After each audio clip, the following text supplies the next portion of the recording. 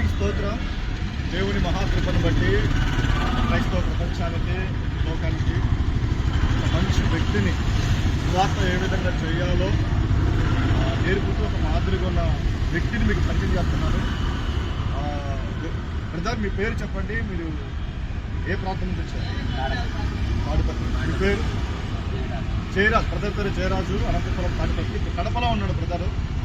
మరి బ్రదర్, మీరు ఈ విధంగా సువార్త చేస్తున్నారు, దేవుని వాక్యాన్ని ప్రకటిస్తున్నారు. మీకు ఈ తలంపు ఎలా వచ్చింది? తలంపు ఎలా వచ్చింది? దేవుని దర్శనం, దేవుని ప్రేరణ. మరి ఈ విధంగా మీరు ఈ బోర్డు పెట్టుకుని దేవుని వాక్యాన్ని ఎన్ని ప్రాంతాలు ఇప్పటివరకు తిరిగారు?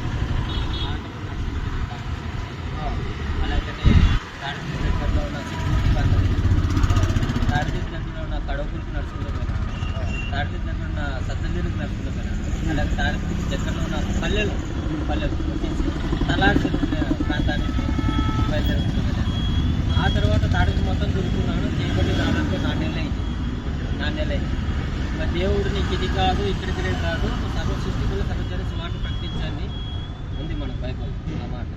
అందుకని లేదు ఇంకా నువ్వు దూరం వెళ్ళాలని అందుకని నేను కడప వచ్చి నేను సోమవారం బయలుదేరినాను. సోమవారం బయలుదేరితే నేను బుధవారం నైట్ 10 గంటలకు కడపకు చేరుకున్నాను. తాడిపత్రి నుంచి కొండాపురానికి 1 రోజు పట్టింది నాకు. పంపులు నైట్ ఆడ రెస్ట్ తీసుకున్నాను. మళ్ళీ కొండాపురంలో 7-8 గంటలకు బయలుదేరినాను. మళ్ళా ఎర్రగుంటకు వచ్చినాను. ఎర్రగుంటకు వచ్చి అక్కడ 2 రోజులు అయితే ఎర్రగుంట నుంచి ఇంకా డైరెక్ట్ కడప. అయితే ఎర్రగుంట నుంచి కడపకు వచ్చి స్టేషన్ కాడ వెళ్ళకల్లా నాకు టైమింగ్ చాలా ఎక్కువ తీసుకుంది. నైట్ 11 ఓకే బ్రదర్, మరి మీరు ఈ విధంగా సువార్త చేస్తున్నారు కదా తిరిగి మరి మీరు సంఘం ఉందా? సేవ చేస్తున్నారా? సంఘం ఉంది. రైట్. మరి ఇప్పుడు మీ పోషణ ఎలా? తినడము పోషణ దేవుడు పోషిస్తున్నాడు. దేవుడే పోషిస్తున్నాడు. ఓకే. ఆకాశ పక్షులు భూమినే చేతులు అవి బిద్దవు పోయావు, వాటికి నేను పోషించిన అన్నాడు. ఏది తెప్పించి నాకు ఆహారం పంపిస్తా ఆ నమ్మక విశ్వాసంతో నేను సువార్త కొనసాగిస్తున్నాను. ఏ పూట కాకపోతే దేవుడు మీకు అందిస్తాడు. ఖచ్చితంగా సమృద్ధిగా ఉంది. సమృద్ధిగా ఉంది. మరి రాత్రి పూటల్లో మీరు ఇలా తిరుగుతున్నప్పుడు ఎక్కడ స్టే చేస్తారు? ఎక్కడంటే అక్కడే. ఎందుకంటే నేను వెళ్తుంటాను, తను ఎక్కడ పోతుందో చెప్పలేము. అక్కడ మనకు అనుకూలంగా ఉండొచ్చు, లేకపోవచ్చు. ఎక్కడంటే అక్కడే స్టే చేస్తాను. అయితే వెళ్ళిన చోటలాగా నాకైతే ఇబ్బంది కలగకుండా నా దేవుడు నాకు మార్గం సలారం చేస్తుందని వెళ్ళాను. ఇప్పుడు మీరు కడపలో తిరిగారు, తదుపరి ఇంకా ఎక్కడెక్కడ ఏ ప్రాంతాలు మీరు ఈ విధంగా సేవ చేస్తారు? ఈరోజు నేను కడప నుంచి నైట్ తడుపు బయలుదేరుతాను. అయితే తడుపు పోయినాక మళ్ళీ సోమవారం నుంచి గుత్తికి వెళ్ళాలనుకుంటున్నాను. నెక్స్ట్ గుత్తి. ఎందుకంటే ఇవన్నీ చెప్పకూడదు, ఏ ఊరికి పోతానని ముందుగానే. ఎందుకంటే సువార్తికులకు చాలా నడువే ప్రశ్న. అంటే మీరు ఈ విధంగా తెలుగు రాష్ట్రాల్లో మొత్తం తిరుగుతారా? ఆలోచన ఉందా? ఏపీ తెలంగాణ తిరగాలని ఆలోచన ఉందా? దేవుని చిత్తం ఉంటే తిరుగుతాను.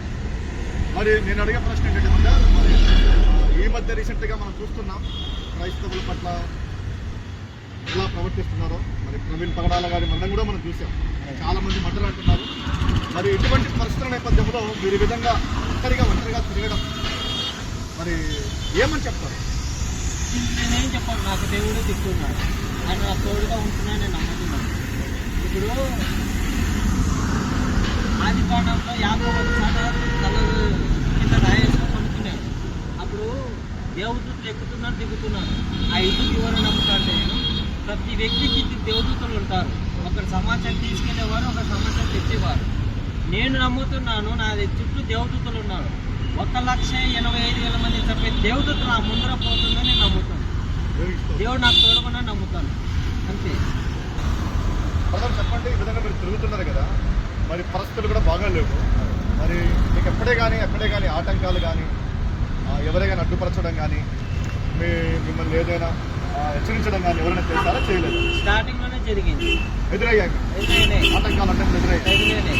ఎలా, ఎప్పుడు, ఏ విధంగా జరిగింది? నేను 11వ నెల 15వ తారీఖు చేసినాను. అంటే 2024లో 11వ నెల 15వ తారీఖు స్టార్ట్ చేసినాను. నేను తాడిపత్రి నుంచి వేరే పల్లెకు నడుచుకుంటూ పోతాను. కడవకొనుగోలు మార్గాన్ని నడుచుకుంటూ పోతాంటే వేరే 2 వ్యక్తులు నిలబెట్టాను. నిలబెట్టి ఏం చేస్తున్నావు అంటే సువార్త ప్రకటిస్తున్నాను నేను అన్నాను. సువార్త అంటే నీకు ఎవరు చెప్పినాడు అది ఇది అని నాది ఫ్లెక్సీ చింపేసినారు. 10 కొత్త నిబంధన బైబిల్ కూడా చింపినాక అది స్టార్టింగ్ అప్పుడు మొదలుపెట్టి 5 రోజులు నేను అంతే. అప్పుడు దాన్ని చూసి నేను ఎన్నికొచ్చి దాన్ని మళ్ళీ నేను తయారు చేసుకున్నట్టు నాకు మళ్ళీ 3 4 రోజులు వచ్చింది. అంటే మళ్ళీ 23వ తారీఖు మళ్ళీ స్టార్ట్ చేసుకుని మళ్ళీ ఆ పొద్దు స్టార్ట్ చేశాను. ఆ పొద్దు నుంచి మళ్ళీ నేను ఎక్కడ పెట్టుకుని వచ్చాను చేయగలను ఇట్లా అని అలాగా చేసుకుంటూ ఈ నెలలో నాకు 2వ తారీఖు 100 రోజులు కార్యక్రమం ఉంది. అంటే 100 రోజులు సువార్త నా స్టాప్ అప్పుడు రోజుకు కుట్టలే, ఆదివారం కుట్టలే అనమాట. ఆదివారం కూడా నేను లేచి పొద్దున్నే 8 గంటల రెడీ అయ్యి చుక్కులు అంటే నాకు 7 కిలోమీటర్లు ఉంటుంది. అక్కడికి నడుచుకుంటూ పోతా ఉంటాను మందిరం కాటి. ఆ మందిరం కాటి ఏసుకుంటూ మహిమగల మందిరం పువ్వు ప్రాంతంలో నేను అటు పోయేటప్పుడు మధ్యలో చిన్న ఆటంకం జరిగింది. మళ్ళీ 2వ తారీఖు వేరే వ్యక్తి ఊరికి పోకుండా సుమారం నుంచి వస్తున్నారు. సుమారం నుంచి వచ్చి నిలబడి ఏం చేస్తున్నాం సుమారు ఇదాన్ని అంటే ఎంతమంది బర్రెలుగా మాట్లాడుతూ వాళ్ళు చాలా మంది దేవుని ఎంతగానో మార్చగలం ఆ శక్తి సాధించగలం. నేనైతే ఇవి మతపచ్చనం చేస్తున్నావు అనేది ఈ మతపచ్చనం కాదనేది దేవుని మార్గం. నేను ఒకప్పుడు మందులైనా బిడులైనా చెల్లులైనా గుట్కాలు వేసుకునే ఎప్చర్ చేసిన అక్క సంబంధం పెట్టుకున్నాను. నేను ఎవరు మార్చలేదు, యేసుక్రీస్తు మార్చినాడు. నేను వాటి గురించి నేను ఎలాగైతే మారానో అనేకులు మార్చుకొని తిరుగుతున్నానని చెప్పినాను. అంటే నేను ఆ వ్యక్తి ఏం చేసినంటే ఇంకా కొంచెం వివాదం ఎక్కువ పెట్టుకొని నాకు ఆ పొద్దు నాకు ఇది చేసి వెళ్ళిపోయినాను. అట్లా 2 మార్లు జరిగింది అట్లా. ఇంకా అంతేకాకుండా దావ మార్కులు ఎప్పుడో నడుచుకుని పోతాం కదా, ఎవరో ఒకరు నిలబెడతారు, బూతులు తింటారు, కొట్టలే సెల్లు గుంజుకోలే, మిగతావన్నీ వాళ్ళు ఏమేం చేయాలో అన్నీ చేస్తారు. అయితే నేను దేనికి ఇవన్నీ జరిగినా కూడా మీరు వెనకడుగు వేయకుండా ముందుకెళ్తున్నాను. ఇప్పుడు దేవుని రాజ్యానికి పిరికి వాళ్ళు పిసినారులు అరుగులు కారు అని దేవుడు బైబిల్ రాయించాడు. ఇప్పుడు అది విన్నాము, మనం దాన్ని న్యాయం చేసినామా లేదా? మనం ఇప్పుడు వాడు చింపినాడు అపవాది, వాడికి ఏం తెలుసు? వాడు చిక్కులేనాడు ఏ కారణం ఎవరినైనా వాడుకుంటాడు. నిన్నేం చేయలేడు, నువ్వు దేవుళ్ళు ఉన్నావు కాబట్టి. నీ చుట్టుపక్కల నీ బంధువులు పట్టుకుంటాడు, నీ భార్య పట్టుకుని పిల్లలు పట్టుకుంటాడు, వాడు అందరూ పట్టుకుంటాడు. నిన్ను బట్టి ఏం చేయలేడు, ఎందుకంటే ఏ చెప్తాడు కదా తన ప్రాణము తప్ప నువ్వు ఏమన్నా చేసుకోవాలి. అలాగా మనకి ఒక పరీక్ష అనుకోవాలా. ఎన్ని జరిగిన ఆటలు మనం ముందు సాగిపోతాడు. ఖచ్చితంగా దేవుడు నీకు నాకు తోడుగా ఉంటాడు. దేవుడు మీ పక్షాన ఉన్నాడు, నా పక్షం ఉన్నాడు. వారి చిత్తాన్ని ఖచ్చితంగా నెరవేరుస్తాడు. ఖచ్చితంగా మరి మీరు ఈ విధంగా సేవ చేస్తున్నారు కదా, మీరు ఏ విధంగా ఏమంటారు దాన్ని ఇంకా సంతోషం ఉందంటారు? పిచ్చిగా ఉంది, ఆ ఆనందం లెక్కించలేను. ఒకవేళ బహుశా ఎవరికైనా డౌట్ ఉంటే కింద నాతో పాటు జర్నీ చేయొచ్చు, తెలుసుకోవచ్చు. ప్రత్యేకంగా లైఫ్లో తెలుసుకోవచ్చు. అది చెప్తున్నాడు జయరాజ్ బ్రదరు. ఎవరైనా బ్రదర్తో పాటు తిరగాలనుకుంటే బ్రదర్ని కాంటాక్ట్ అవ్వచ్చు. మరి ఒకవేళ కాంటాక్ట్ కావాలంటే నెంబర్ చెప్పాలేమో బ్రదర్? నెంబర్ చెప్పాలి. చెప్తాను.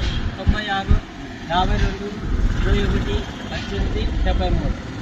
ఎవరికి సంవత్సరం మంచిది బ్రదర్, చాలా మంచి విషయాలు తెలియపరిచారు. మరి నేటి సమాజంలో బైబిల్ పట్టుకోవడానికి కొంతమంది సందేహిస్తారు, కరపత్రికలు పంచాలన్నా సందేహిస్తారు. క్రైస్తవులుగా చెప్పుకుంటూ అంటే క్రైస్తవులుగా ఉంటూ క్రైస్తవంగా ఉన్నామని ఇటువంటి పరిస్థితుల నేపథ్యంలో ఉన్న ఆటంకాలు అడ్డంకులు చాలా కష్ట సమయాల్లో ఈ తరుణంలో మరి జయరాజ్ బ్రదర్ ఈ విధంగా దేవుని వాక్యాన్ని ఒక బ్యానర్గా పెట్టుకొని మరి టీషర్ట్ ఈ విధంగా ధరించి దేవుని వాక్యాన్ని సేవ చేయడం చాలా చాలా మంచి మాదిరికరం క్రైస్తవ ప్రపంచానికి. మరి చాలా వందనాలు బ్రదర్.